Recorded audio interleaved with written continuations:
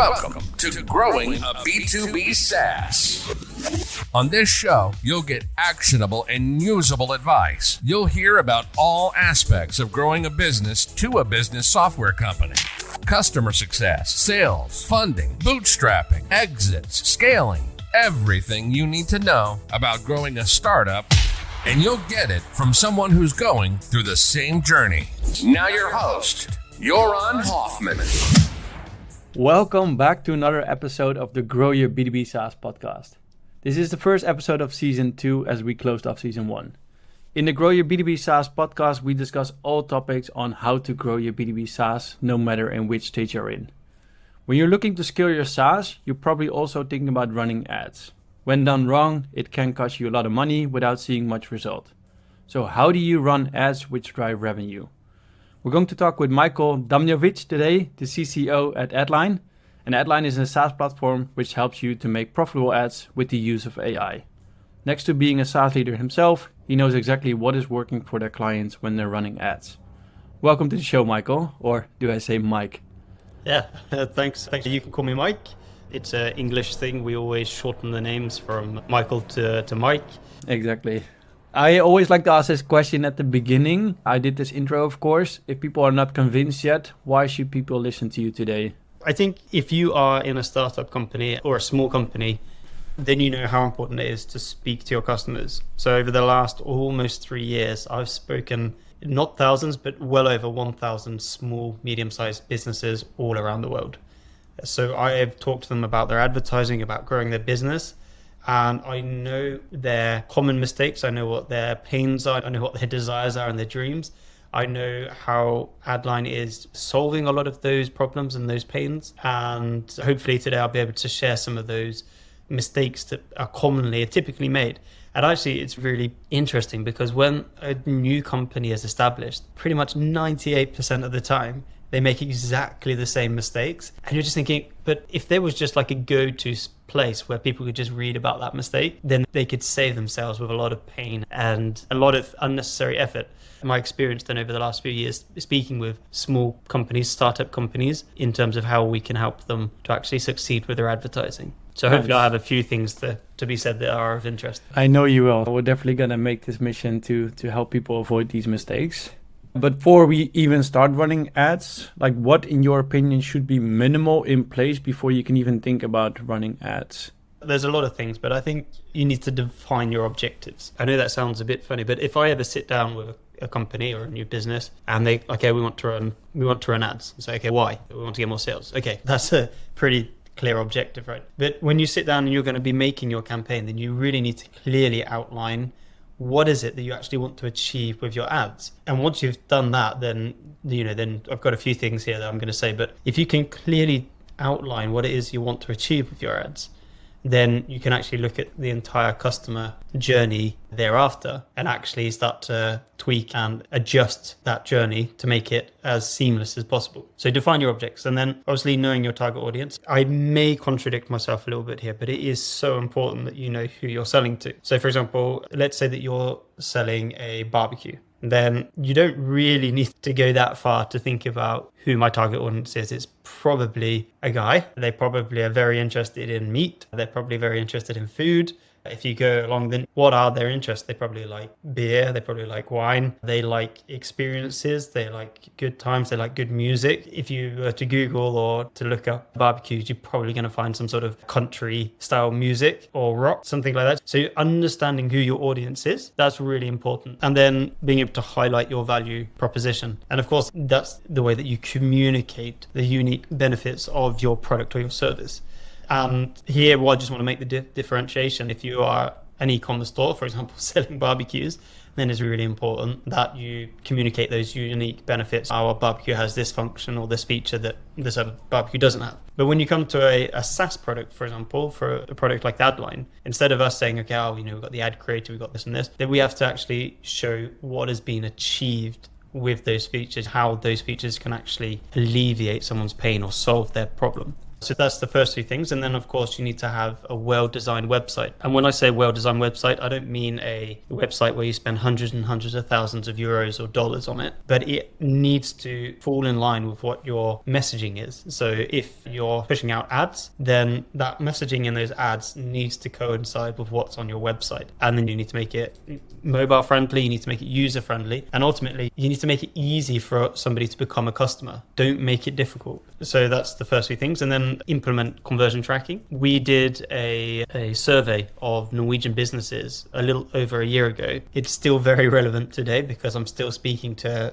new businesses, but conversion tracking, actually measuring the effectiveness of your ads. This survey showed that there were 33% of the people that we interviewed, only 33% were actually in checking the effectiveness of their ads. So the other 67%, they basically just made a campaign, clicked start, and then they went around business. They didn't even look at it. So you need to implement conversion tracking. You need to know how effective your ads are. And then I think if you are someone that's very new to advertising, then it's who is actually going to be doing this work? Who's actually going to be sitting down and creating the ad copy, making the creatives, allocate a budget and your resources. A rule of thumb for a very small company, I would say, and of course, I'm sure there's people that would disagree with me here, but after running over 3,000 campaigns in the last 2.5 years, this is something that I sit again with. And that is that if you're not prepared to invest 500 euros at minimum over a period of 6 to 12 months, don't start advertising yet. Look at different organic ways. Maybe looking at an affiliate system. Maybe push things organically via LinkedIn or YouTube or Instagram Reels, for example, TikTok. But if you're not prepared to invest that money over a period of 6 to 12 months, then you're only going to end up with a lot of heartbreak because advertising is a lot of testing. It's a culture of testing and experimentation. And finally, then the last three things I've got here is choose the right platform. Facebook and Instagram, for example, great for visibility. Google is obviously very great for conversions. It has been, it still is, and I think it will be for a very long time to come, that when I in buying mode, then I will go to Google and I will say, find me the best XYZ, or find me the nearest restaurant, or find me Google is the place to go when I'm actively trying to buy. And then what I would say, the last two things is this, that create compelling ad copy. This is probably the most difficult thing in my view, because you want to create ads that actually appeal to your ideal customers. And a lot of business owners, they will start sitting down and they can write for days, but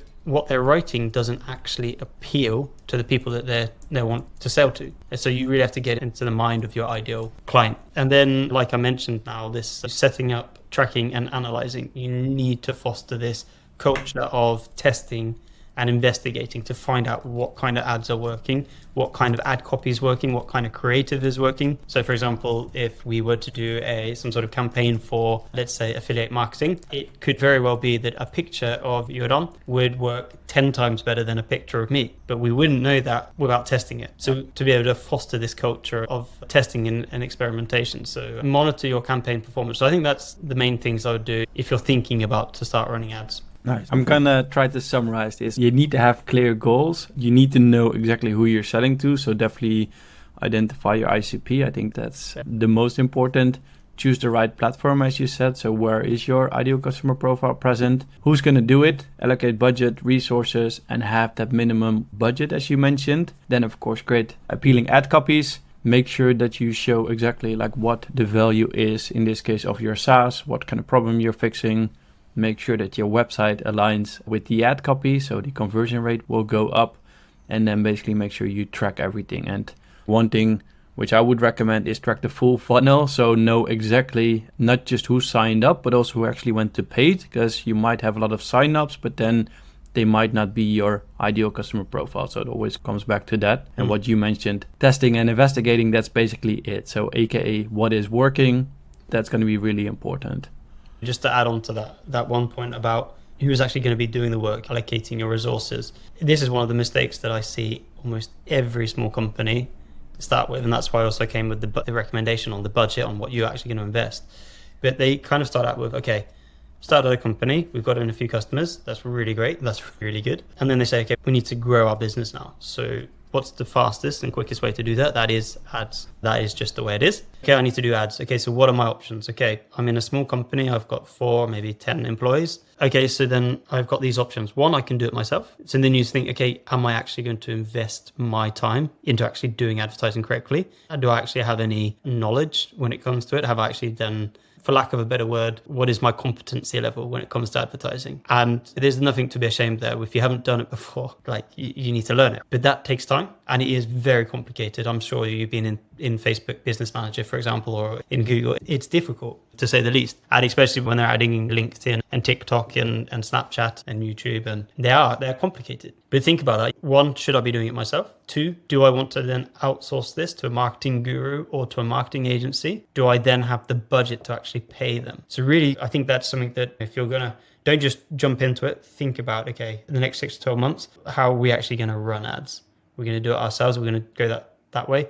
And the way that it typically goes with the people I speak to, they start out trying to do it themselves and then they find out that they can't, or they can, but it's just too time consuming. So then they outsource it to a marketing agency and they spend $1,000, $2,000, $3,000 in a retainer. And then they feel that they've lost control and they're not very happy with the conversions or the level of service. And then they come to Adline, for example, or to another software where they can actually automate a lot of it themselves, but they still have that control. And if there was one thing that I wish we could do, is that they could just hop over the first 2 things. But I guess it will never be the case because it's a natural sort of way to find out what's working, what's not working. Exactly, because with a tool like yourself, they still keep control, but they get the benefits basically of getting best practices and avoiding like the most common pitfalls. Yeah. Nice. Before I guess like really dive in, like you talk about like creating profitable ad campaigns, maybe a really basic question, but what do you consider a profitable ad campaign? Yeah, something that's a profitable ad campaign is a campaign that generates a positive return on investment. So return on investment for the advertiser. So in other words, the revenue that you generate from your campaign should exceed the cost of running the ads. If you put in 500 euros for your campaign, then the revenue that you generate from that campaign should exceed that $500. And of course, you can speak to different people that say, okay, we can get you 5 or 6 or 7, 8, 9, 10 times ROI. In many cases, that is the case. But this goes back to this testing. When you've not done advertising before, you don't know what works. And I'm going to be completely honest. If I've never seen you before, I've never known your company, I don't know what works. But we can help you have a really great foundation so that you can find out what works. And when you know what works, you can do more of what works, and then you can increase that return on investment. And when you know what doesn't work, then you can stop doing that and wasting your money. I think that's the main thing. Profitable ad campaign is one that generates more revenue, so much so that it exceeds what you actually invest into the campaign. Yeah. And for the people listening, like often it's called ROAS, return on ad spend. And that is a number which people take when they look at ad spend. Am I actually getting my return back? So ROI or ROAS. So let's say I want to start running ads myself right now. Which steps would I need to take? So I'm going to skip, I guess, like then doing it myself. I'm probably then skip getting an agency in, but there's probably still a couple of steps I need to take. Yeah. So if you're going to start running ads now, you've never run ads before, then I think you need to look at that. How much can I invest in this now? Can I invest, for example, a minimum of $500 or 500 euros for the next 6 to 12 months? Is that something that I can comfortably invest? If the answer is no, like I say, then do more organic, push other avenues first, and then come back to this when you can comfortably say that I can invest this money. I need to look at who is heading up this work. Like you mentioned just now, is it going to be me? No. Okay, then will I outsource it then? Should I be going to a marketing agency or a software? And I think here you can say it depends on how much control you want to have yourself. Do you actually want to learn how to do advertising, or are you happy to just outsource it? A lot of companies, they're actually very happy to just outsource it as long as they're getting that good return. Once I've understood this, then I can actually start looking at what I've just been saying just before when you asked the question, what should be in place at a bare minimal before even thinking about running ads. So those things that I've listed up, that's basically what I would say. Nice. And is there one thing, like we talked about mistakes, is there one thing you said you should definitely do this when you're going to run ads, I guess, besides all the things you already mentioned? One thing that you should definitely do when running ads, I think that you need to be proficient in A/B testing or split testing. Like I said, one mistake a lot of people make is insufficient testing and iteration. We did an episode with a Google employee, Christina Persson, and she talked about the importance of experimentation, the importance of testing, and she actually gave a really amazing example where she was working, I think, for the Norwegian Tax Association in Norway, and they had to basically collect in some money, and they tested many different headlines and many different texts. And they found out that these specific headlines were detracting people from actually clicking in and actually paying that money. But then they found out that these headlines over here and this body text actually compelled people to actually open up. I gave the example as well for Redditus. If we were to do a campaign, you need to test, you need to find out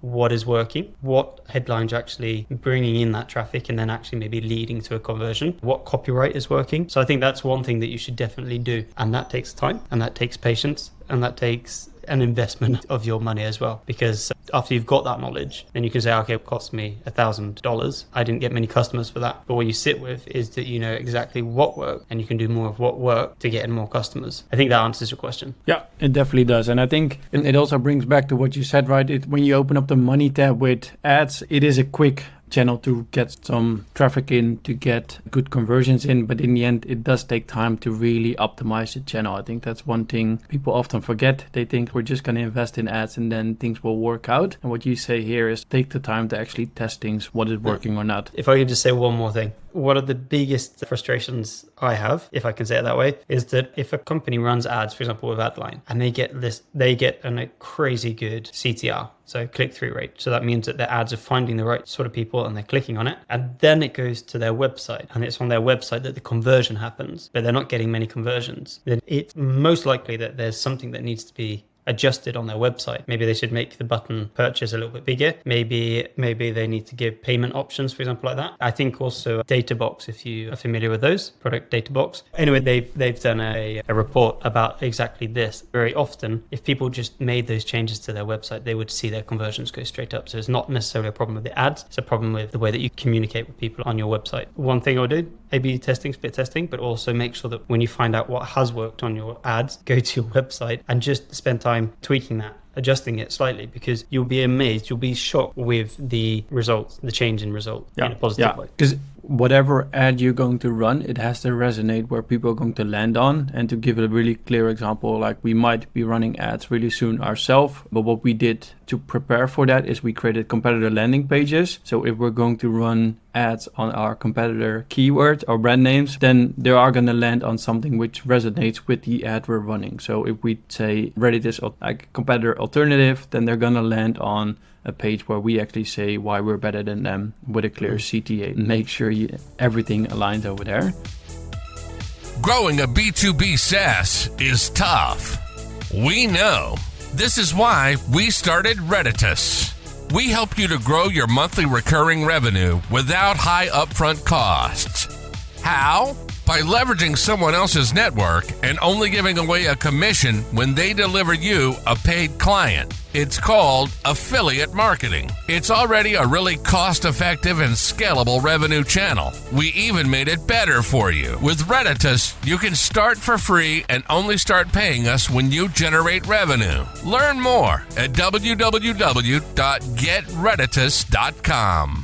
You guys use AI or leverage AI with creating the ads. What is the benefit of it? Like, how does it really help to create better ads?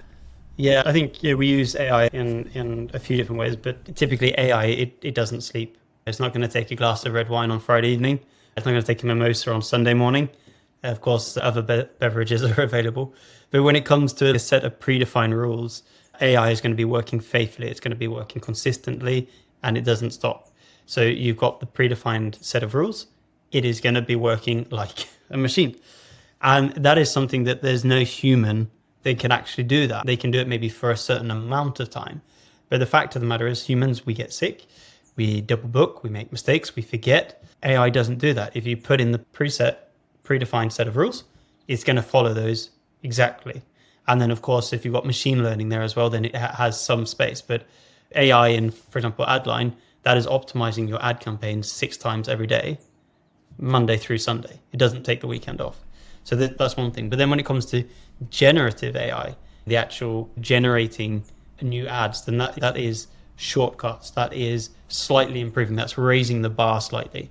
So you can have your ideas, and then you can push in some your ideas into ChatGPT or OpenAI, and then you can say, okay, yeah, that's great, but then also what about this and this? So it's really a way of raising the bar. But with that said, I think at the moment AI simplifies and improves, but it's not perfect yet. So you still very much need the human to be in control of that. I agree. And for me personally, as in creativity takes a lot of time, where I see AI as well, as you mentioned, like you just get a lot of new ideas. You can just give a prompt and then you get, for example, 10 titles back. I always still make changes to it, but at least I didn't have to think about those 10, which maybe took me half an hour or 2 hours, and they come up with more creative ideas than I can. Yeah, absolutely. Nice. When we go to the next question, as in, like, we're an affiliate management platform. Some companies say we're not going to run ads if we're running an affiliate program, or vice versa. Like, how do you see the combination between running ads and running an affiliate program at the same time? I think the big challenge of 2023 and going forwards is distribution. It's getting your company name out there. Of course, there's a lot of worries, and there are some downsides, some negatives, but ultimately the goal is that you want to get customers in. You need that traffic. So you need to have a multi-channel strategy. You can't just be running affiliates. Maybe you can, maybe you disagree with me or not. But for us, we've been running ads and also have our affiliate network going simultaneously. And if anything, I think it complements each other. And I think if there are any downsides, I haven't personally seen any myself yet. Maybe they're just around the corner, so I'll let you know. But I think at least if there are any, the positives outweigh those negatives. I 100% agree, because in the end, like, affiliates are also driving traffic towards the site, and if you retarget that traffic, it's just going to convert more traffic of the affiliates, which might make them more happy, and then they're going to drive more traffic. Exactly. The sales that you get via affiliates would not have come in. Maybe they would have, but most likely they would not have come in without the help of those affiliates. So it's a no-brainer, really. Nice. We are coming to the final questions of the podcast. I always like these at the end. So when we talk about running ads, what kind of advice would you have specifically for SaaS founders growing to 10K monthly recurring revenue? So in regards to ads, I mean, if you're coming to 10K MRR, then you're still testing and you're still finding out what's working. And therefore you do need to do a lot of testing. I think we were at that stage with pretty much just customers here in Norway, where we're based, Oslo, Norway. And then we started a testing phase. So we wanted to find out which markets were going to be the next markets for us. I think we started with about 20 different countries. And then very quickly, within a month or so, then we found our top 5 countries. And that was actually, at that point, it was the Netherlands. That was actually number 1. Sweden, the UK, Australia, funnily enough, and then of course the US, because the US is just a giant. My advice is, if you do have an international product, then start with that. Start with some experimenting. As a side note, what I've put here, because obviously if we're talking about SaaS, the ultimate goal, I believe, for the majority of SaaS companies is that they go viral quicker, sooner rather than later. That's the dream at Adline. We would love to just go completely viral, so that people can be completely self-service, no touch, everything's great. The reality is that we're not there yet. We need that sales assist. So my advice is keep that focus on sales. If you're doing sales led and it is working, even if you think, okay, we're getting in a few viral sales, we want to test that more. Okay, do that, but keep that focus on sales led. Keep those demos coming in, keep that momentum going. And when you start to get that momentum, don't ease off and start to try to push more to viral. Push it even harder. You're only going to regret not pushing on that momentum that you get, because when you do these sales, then you get to know your customers. You get to see their needs, you get to see their pains, you're able to create delight. And it goes back to what I said about knowing your audience, doing that research. Me sitting in a meeting on Zoom or Google Meet or whatever it is, that's our research. That's our research on people that we want to sell to. Yeah, talk to as many customers as you can, basically, and make sure you do what is working, and it doesn't always have to be scalable. When we go past the 10K monthly recurring revenue, change this question a little bit compared to season 1. What kind of advice would you give to somebody who's going to 10 million annual recurring revenue? Yeah, full disclosure, we don't work with very many people that have 10 mil AIR. I think what I've seen with companies that are at that size is that they're still doing a lot of what they're doing, but they're allocating more money to testing and experimenting. And that could be then with different channels to find different avenues of growth. I think at this stage, that's probably the best piece of advice I've got for those companies. Nice, yeah. Thanks. One personal question, like, what if you wish you knew 10 years ago as a SaaS founder or as a SaaS leader? Yeah, I think, obviously I've talked a lot about data now, and I stand by what I've said. But also I think you need to trust your instinct. Do not settle for less. And do not be pushed over by people that maybe think that they know more, but they actually don't, and they try to manipulate data to push forward a point. I think I've learned that the hard way, that you can meet individuals that are really convincing. They have such a way of speaking, and they've got these great ideas, but often time will tell the truth. So if you believe something in your core, don't be won over with sophisticated talk from your gut. If you know that's not a good idea, then really push and make sure that you follow your instincts. So that's something that I wish that I knew 10 years ago, and that I was stronger on that 10 years ago. That being said, I've learned a ton. I've learned so much over the last 10 years. It's embarrassing to look back at yourself. I think everyone that has a bit of self-acknowledgement, it's embarrassing to look back 10 years ago. But like I say, all those mistakes, they're learnings, and they form who you are today. Exactly. You need to make mistakes to learn. We're now trying to at least help people avoid some of them, but in the end, no matter what, you're going to make mistakes. That's how you learn. Nice. If people want to get in contact with you, Mike, like how can they do that? What is the best way? Yeah, I'm very active on LinkedIn. Feel free to connect. I'd love to connect. We've got obviously our podcast, which they can follow. I think LinkedIn's probably the best way. And of course, visit adline.com and read more about us if it's of interest. Yeah, I know we're definitely going to check it out. Once we start running ads, I can let people know how it's going if they want to know. Thank you very much for coming on the show, sharing your knowledge. Again, if you want to contact Mike, go to LinkedIn, go to adline.com or visit this podcast. And we're definitely going to link everything in the show notes. Thanks again. Thanks. You've been listening to Growing a B2B SaaS. Joran has been a head of customer success before founding his own startup. He's experiencing the same journey you are. We hope you've gotten some actionable advice from the show, and we hope you had fun along the way. We know we did. Make sure to like, rate, and review the podcast in the meantime. To find out more and to hook up with us on our social media sites, go to www.getredditus.com. See you next time on Growing a B2B SaaS.